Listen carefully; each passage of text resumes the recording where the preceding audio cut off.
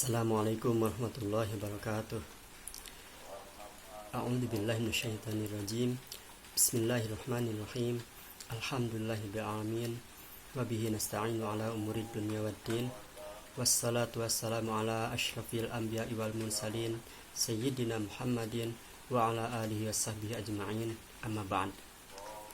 Alhamdulillah kita bisa bertemu lagi pada kesempatan kali ini dalam kegiatan nyaos bareng. Walaupun kita tidak saling bertatap muka, tapi insya Allah dengan adanya media kita masih tetap bisa melaksanakan kewajiban kita sebagai muslim, yaitu mencari ilmu. Dan kali ini saya akan melanjutkan pembahasan kitab Uqudul Jen, yaitu masih mengenai hak-hak seorang istri. Bismillahirrahmanirrahim. Wa qala sareng dawuh Kanjeng Nabi sallallahu alaihi wasallam, Allah jagalah Allah, Allah jagalah Allah.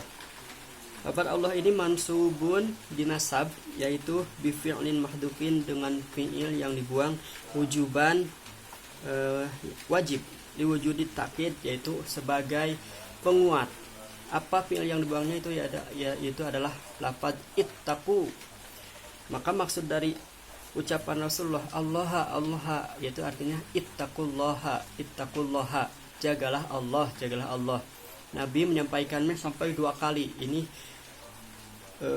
sebagai bentuk penguat lagi. Jadi 2 kali diperkuat. Yang pertama dengan dibuang fi'ilnya, itu sebagai penguat yang pertama. Yang kedua adalah dengan 2 kali diucapkan.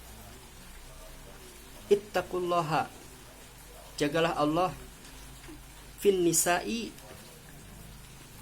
dalam hal perempuan, ya. Fa innahunna, maka sesungguhnya mereka perempuan itu amanatun, ialah amanat indakum, di sisi kalian.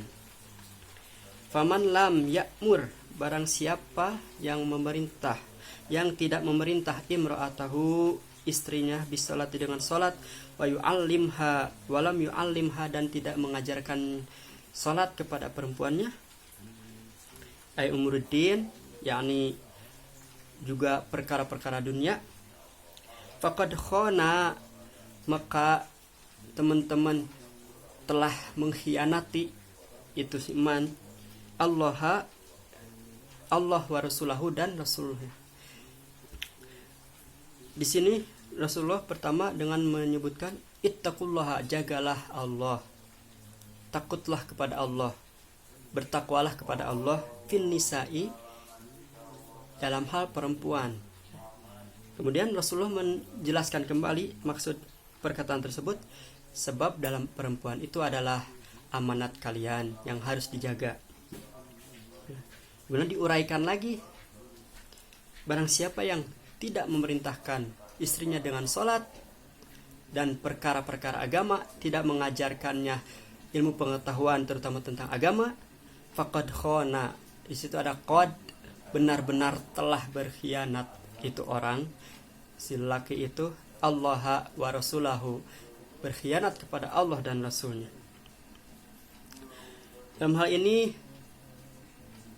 menjadi pembelajaran bagi kita sebagai para suami, bahwa istri-istri kita, keluarga kita, anak cucu kita nanti dan saat ini juga, itu adalah amanat dari Allah, dan yang paling utama harus diberikan kepada mereka, yaitu adalah mengajarkan perkara agama, ya, salat terutama, seperti yang kemarin sudah dibahas, ku anfusakum ahlikum naro, jagalah kamu, diri kamu dan keluarga kamu dari neraka, yaitu dengan cara mengajarkan mereka ilmu pengetahuan tentang agama.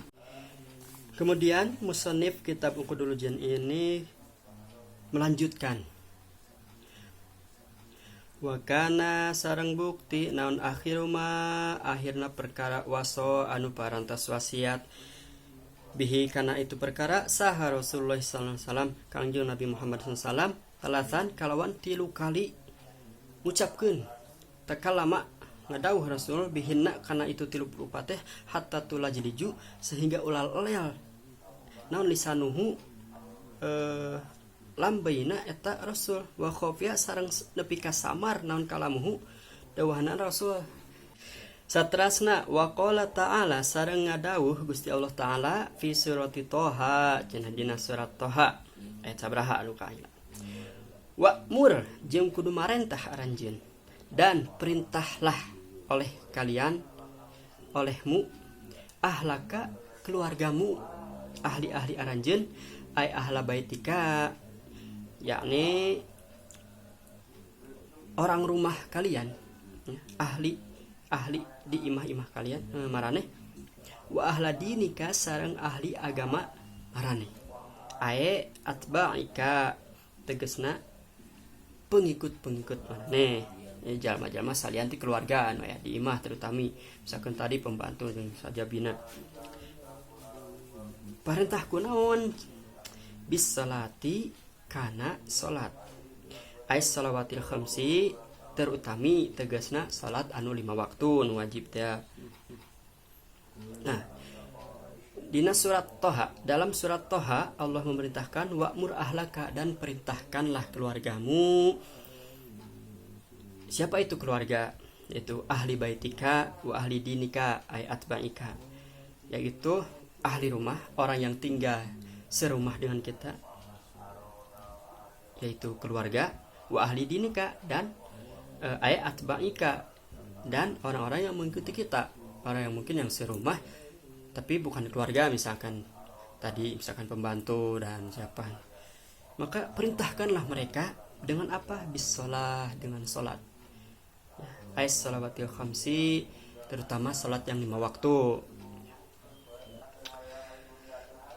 Selanjutnya waruya dan diriwayatkan dari Nabi Muhammad SAW annahu sungguh Rasul qala telah bersabda la yalqallahu tidak akan menemui siapa Gusti Allah Subhanahu wa taala ahadan kepada seseorang bidan bin dengan suatu dosa a'dzama yang lebih besar min jahalati ahlihi daripada bodohnya keluarganya.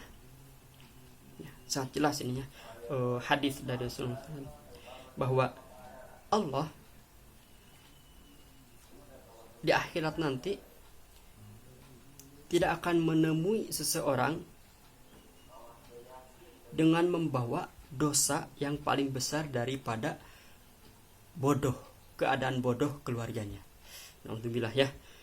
Maka keluarga itu adalah amanat yang sangat besar, terutama mungkin untuk para suami, untuk para kepala keluarga. Utamakanlah ilmu, utamakanlah kepandaian keluarga ya, terutama dalam hal agama.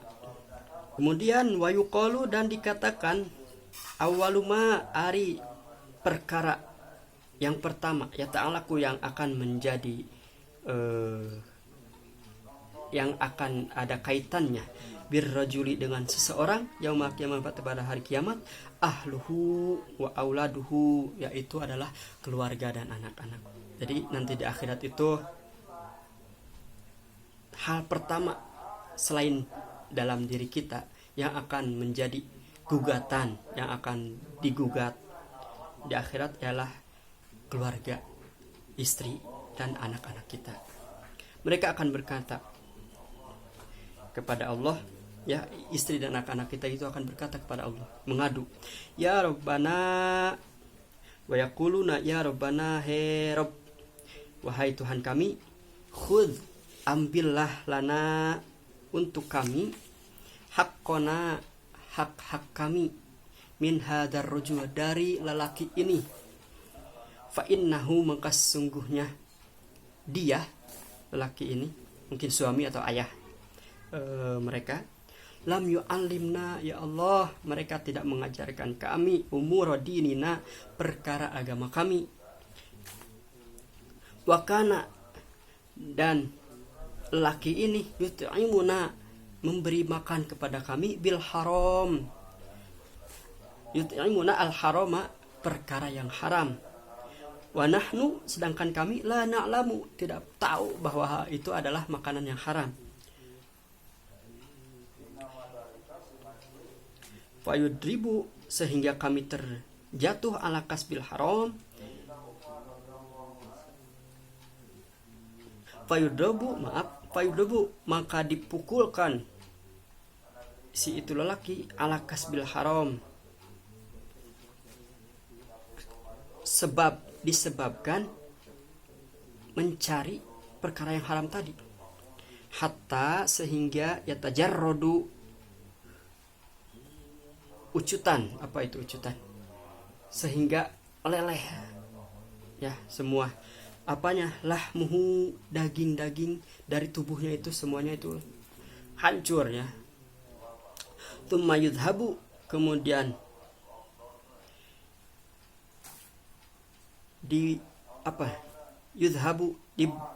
diberjalankan bihi, lelaki itu, ilan niron, digiring mungkin ya, ilan niron, kepada api neraka. Kada, perkara tersebut atau kisah ini diceritakan fil Jawahir, di dalam kitab Jawahir li Syekh Abil Laith, karangan Syekh Abil Laith As-Samarqandi. Sebuah kisah yang sangat penting untuk kita, yaitu bahwa nanti di akhirat akan ada satu golongan atau satu kejadian di mana keluarga seseorang lelaki, istri-istrinya, anak-anaknya, mereka mengadu kepada Allah. Ya Allah, nih ada hak kami yang harus diambil dari si lelaki ini, suaminya atau ayahnya. Apa itu hak mereka? Fa innahu, maka sesungguhnya lelaki itu lam yu'allimna. Jadi kalau kita tidak mengajarkan keluarga kita, siap-siap nanti di akhirat mereka, keluarga kita, akan mengadu, akan menuntut hak atas mereka karena tidak mengajarkan mereka bi umurodinina, apalagi perkara agama. Karena emang itu kewajiban untuk para suami, untuk para kepala keluarga. Wa kana yut'imuna, dan satu hal lagi yang paling penting adalah beri mereka makanan yang halal, nafkah yang halal, halal mencarinya, halal nafkahnya, halal makanannya, halal perkaranya itu sendiri. Sebab kalau kita mencari nafkah yang tidak halal, sama mereka pun akan menuntut kita, walaupun kita tidak memberitahu mereka bahwa ini adalah perkara halal, tetap saja nanti mereka akan mengadu kepada kita. Ya, ya Allah, ini si lelaki ini telah memberi kami makanan yang haram, padahal dan kami tidak tahu kalau itu sudah haram, ya Allah. Maka dalam hal itu si lelaki itu akan dipukulkan dengan perkara haram tadi, sehingga hancurlah sampai melepuh semua daging dari badannya itu. Kemudian dia akan digiring ke dalam api neraka. Na'udzubillah, tsumma na'udzubillah. Jamaah semua yang saya hormati dan semoga Allah muliakan, mungkin itulah pembahasan untuk kesempatan kali ini mengenai hak istri, hak keluarga atas para suami. Harus kita perhatikan, harus kita jaga. Sebab apa? Karena keluarga, istri, anak itu adalah amanat dari Allah. Kita mengambilnya atas nama Allah, ya. Sehingga harus kita jaga mereka, selamatkan mereka dari api neraka, dari bencana. Dengan cara apa? Salah satunya adalah dengan mengajarkan mereka perkara agama. Kalau kita tidak bisa, kita kembali ke pembahasan sebelumnya. Kalau kita tidak mampu mengajarkan mereka karena sama kita bodoh, ayo ajak mereka ke pengajian, giring mereka, perintahkan mereka untuk mencari ilmu. Bahkan yang paling bagus itu adalah kita mendatangi para ulama. Kita kalau dalam bahasa Sunda itu diselehkan oleh kita sendiri. Pak Ustadz nitip pun anak sareng pun bojo yang dipangurukankeun kayak gitu nama gitu saya Pak Ustad. Saya menitipkan istri saya dan anak saya untuk diberi ilmu pengetahuan karena saya itu orang bodoh. Harusnya seperti itu yang paling bagus itu. Tapi kalau emang kita mampu, kita bisa, oleh kita ajarkan. Mudah-mudahan ada manfaatnya. Mohon maaf apabila ada kesalahan, kekurangan, itu mungkin karena kebodohan. Bukan mungkin lagi, itu karena emang kebodohan dan kealpaan saya. Allah terbebas darinya. Dan apabila ada pembahasan saya yang benar, semoga itu datang dari Allah, dan semoga kita bisa mengamalkan dan memanfaatkan. Amin. Wallahu a'lam bishawab. Alhamdulillah. Amin. Subhanakallahumma bihamdika asyhadu an la ilaha illa anta astaghfiruka wa atubu ilaik. Wa sallallahu ala sayyidina Muhammadin wa ala alihi wasallam. Alhamdulillah alamin.